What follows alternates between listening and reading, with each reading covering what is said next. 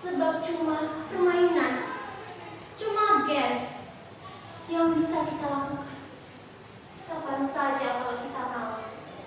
Bahkan permainan ini bisa menghabiskan waktu kita berjam-jam di depan layar ponsel, laptop, atau komputer sambil menikmati makanan dan minuman lezat. Sementara bagi saudara-saudara kita di Palestina, di Gaza, siapapun mereka, apapun agamanya, perang telah mengubah seluruh hidup mereka, mengubah seluruh mimpi dan masa depan mereka. Semenjak perang berkecamuk, belasan ribu anak-anak telah terkubur.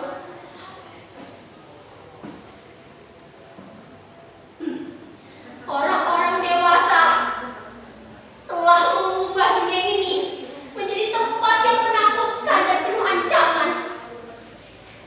Bahkan sampai ke dunia rekaan, dunia virtual, rencana.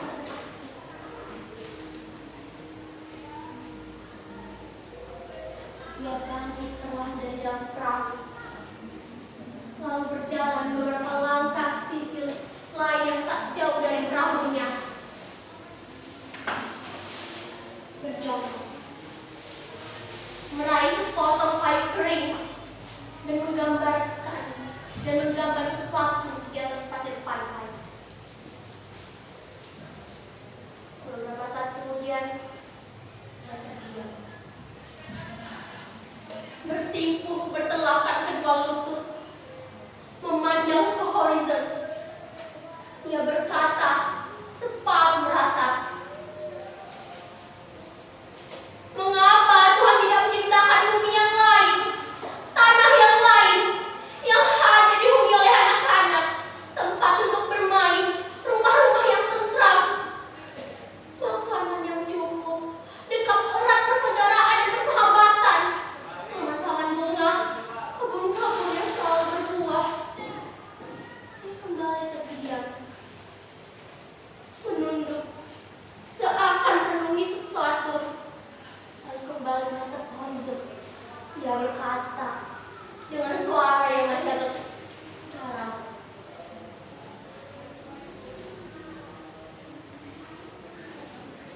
"Mengapa? Tak mengapa kalau Tuhan ingin menyertakan orang-orang dewasa di sana. Asalkan hati mereka sudah dilimpahi dengan cinta, bukan angkara, bukan amarah, dan rasa kebencian terhadap sesama, supaya anak-anak tak tersakiti lagi, supaya ada yang menjaga mereka di malam-malam yang gelap, supaya ada yang dekat mereka dalam kedinginan, supaya ada yang membacakan kisah-kisah dan dongeng-dongeng yang indah, supaya ada yang memastikan mulut-mulut mungil itu tak akan pernah kehausan dan kelaparan."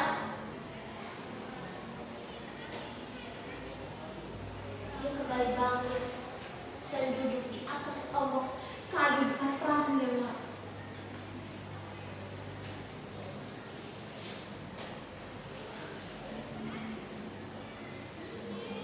Aku mendapatkan perahu itu beberapa mil dari sini. Berhari-hari aku menyusuri pantai, mencari perahu nelayan bercari yang tak terpakai lagi, untuk meminta dan menggunakan angkat saung. Aku beruntung, Pak Nyoman, nelayan tua yang baru saja mendapatkan bantuan perahu baru itu, memberikan perahu lamanya untukku. Dengan dibantu Pak Nyoman, aku menyusuri laut dangkal, membawa perahu ini hingga ke tempat ini. Dengan perahu itu, maksudnya aku dan teman-temanku, Matt, Joshua, Christine, Ali, Harun, Butet, Meili, akan pergi jauh, jauh sekali. Mungkin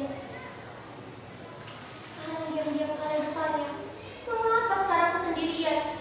Di mana teman-temanku itu? Sabarlah, perlahan-lahan kalian akan mengenal mereka.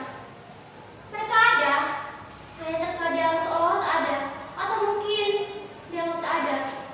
Aku malah kasihan karena tak berhasil menemukan kalian. Aku sudah mencari kalian di rumah-rumah baru kalian di kampung lain itu, mengunjungi alamat kalian satu persatu, meninggalkan pesan, tapi tak ada satupun dari kalian yang menjawab pesanku. Tak mengapa. Memang mungkin aku bukan teman yang mengasihkan. Aku tuh buku, introvert. Tak pernah ada soal-soal kekinian yang biasa menjadi kebiasaan kalian di kampung kaya itu. Tak mengapa. Itu sebabnya aku bisikan diri pantai ini. Hingga aku menemukan ide sesederhana ini, membuat perahu persaudaraan yang akan berlayar ke laut lepas menuju Gaza. Dan saat aku tampilkan perahu itu di sosial media, menawari siapa aja yang mau ikut denganku. Kalian menertawaiku, menganggapku gila. Kalian menertawaiku, menganggapku sakit. Makanya, dan kebanyakan baca novel, bisa berhayal dulu. Kasihan, zaman teknologi, tapi jiwanya masih nenek moyangku seorang pelaut. Untuk perahu buat mancing aja jempol, gimana mau dipakai berlayar?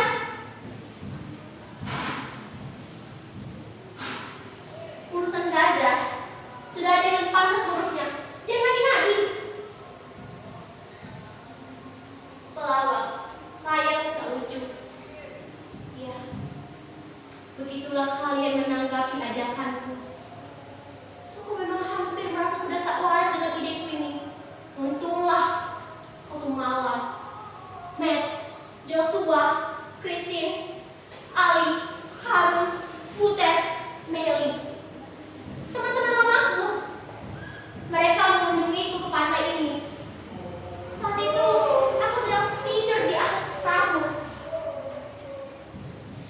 Idenya sederhana, bermula dari hobiku yang suka bermain game peperangan, hingga rasa kasihan yang tiba-tiba muncul kepada anak-anak korban perang di Gaza.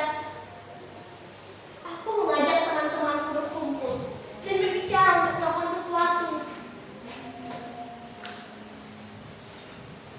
Bagaimana kalau kita mengumpulkan dana, atau barang, atau pakaian, atau apa saja selama 1 bulan, lalu kita bawa berlayar?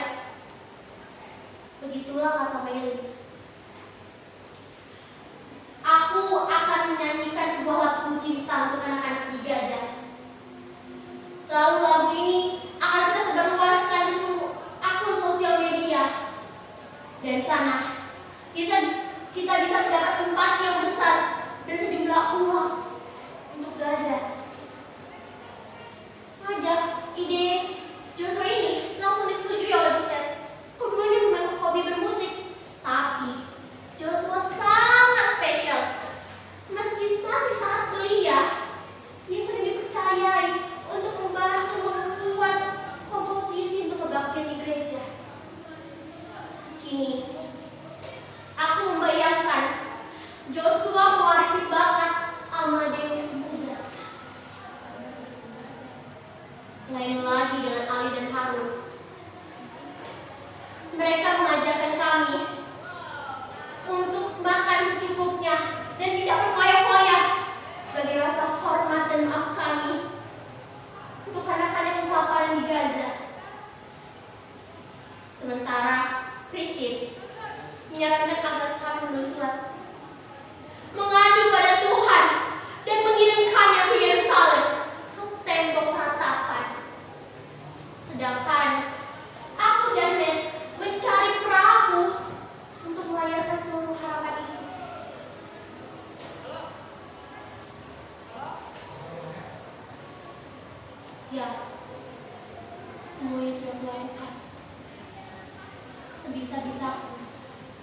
semampu-mampuku untuk membuat sahabat-sahabatku itu berbahagia, juga bangga karena memiliki aku.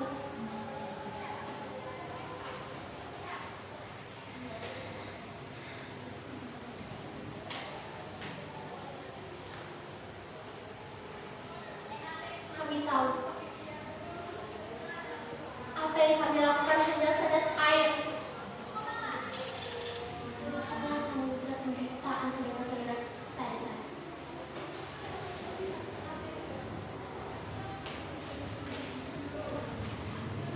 Tapi kami ingin ada untuk mereka, sangat-sangat ingin ada, sangat-sangat ingin menjadi kebaikan dari yang mengirimkan Tuhan untuk mereka.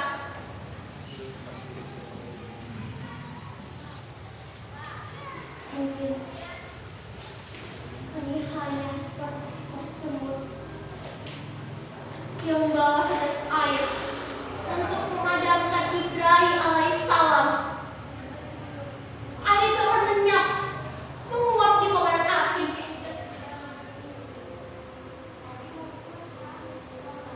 Tapi dengan cara itu, dan memang hanya itu yang bisa kami lakukan.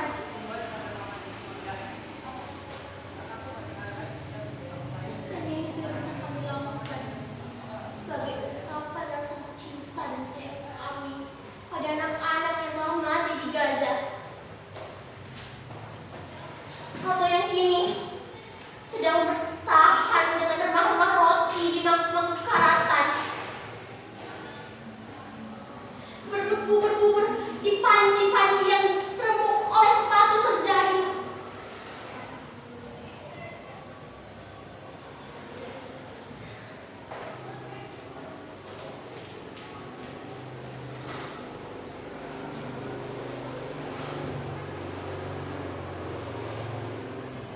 Beth, kau sudah siap? Kita akan melaut. Perahu itu sudah aku periksa dengan sangat teliti. Semuanya aman. Bagian yang rapuh sudah aku tambal dengan lem dan seng. Aku juga sudah membawa air suci dari pulau pesananmu. Kau tak usah khawatir, sahabatmu ini masih sengatan seperti dulu.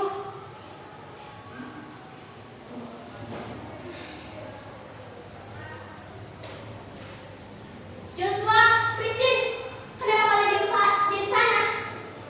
Ayo, ikut aku. Akan kutunjukkan apa yang sudah kukerjakan. Kalian berdua pasti senang.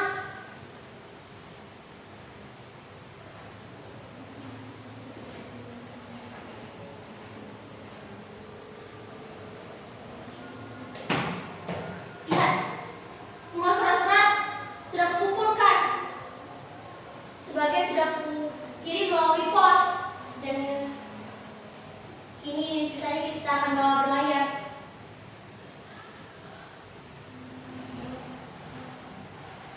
Ali, Harun, maafkan aku sahabatku. Aku tak membawa ketapelmu. Kukira kita tidak membutuhkannya lagi. Tak ada siapapun yang harus menghadang dengan senjata batu itu. Kita akan ada di tengah lautan, melihat matahari terbit dan tenggelam, langit bersih, dan bintang-bintang di hamparan gelapnya malam. Kalian pasti menyukai itu. Kau akan melukis malammu, Harun. Lalu Ali akan membaca, Ali akan mengaji untuk menjaga kita dari segala hal buruk dan jahat.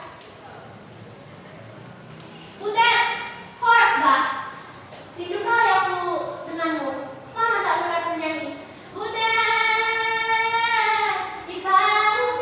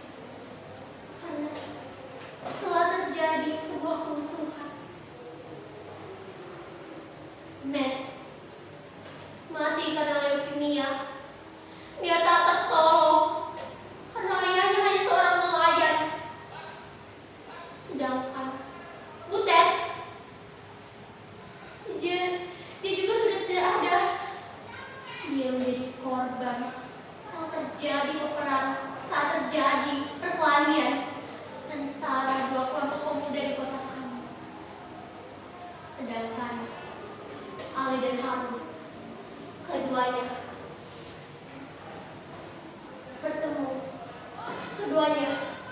Kami berdua bertemu dalam lomba Olimpiade Matematika untuk siswa sekolah dasar. 1 tahun setelahnya, mereka kembali ke negeri. Aku sempat melihat keduanya tertangkap sebuah kamera dalam berita televisi. Keduanya tertembak di dada saat sedang menghadap serdadu dengan ketapelnya.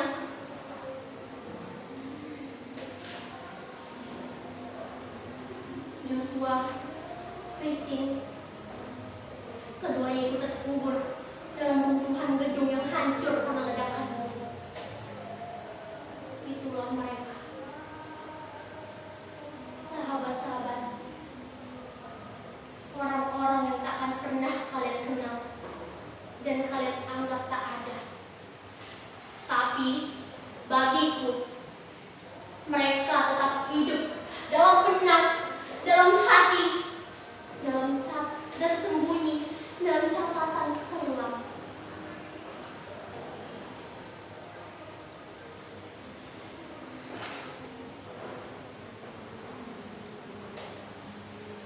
Satu orang anak yang mati itu sudah terlalu besar, terlalu banyak,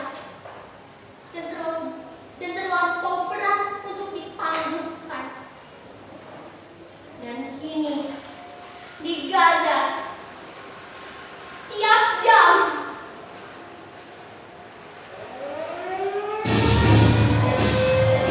mungkin setiap menit selalu ada anak-anak yang mati karena lapar, karena peluru, karena mortir, karena selalu ada yang dianggap sebagai orang lain dan harus disingkirkan. Mengapa amarah dan kebencian tak pernah berakhir?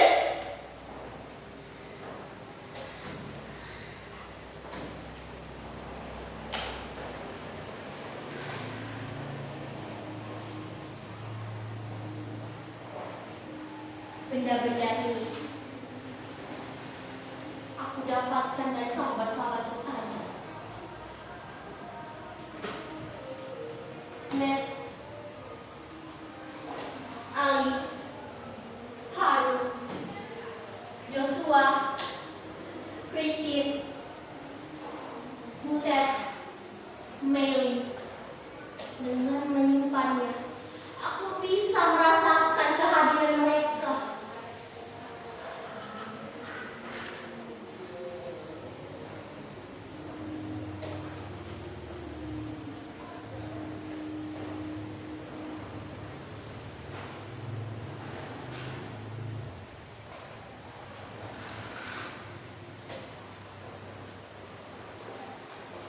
Kalian mungkin akan menganggapku tak waras.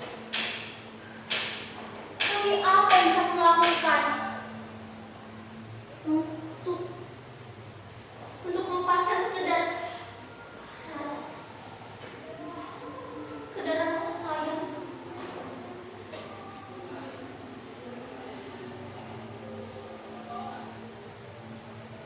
Mereka mendatangiku dahulu.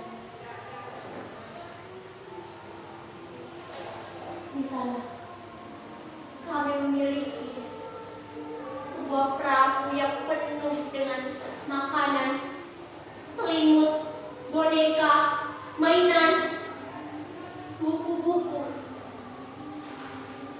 Dengan perahu itu, kami akan tembus samudra.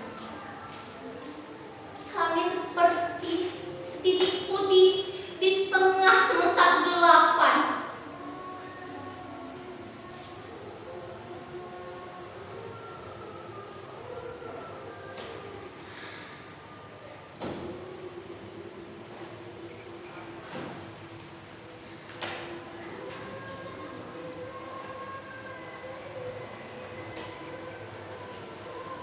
Kadang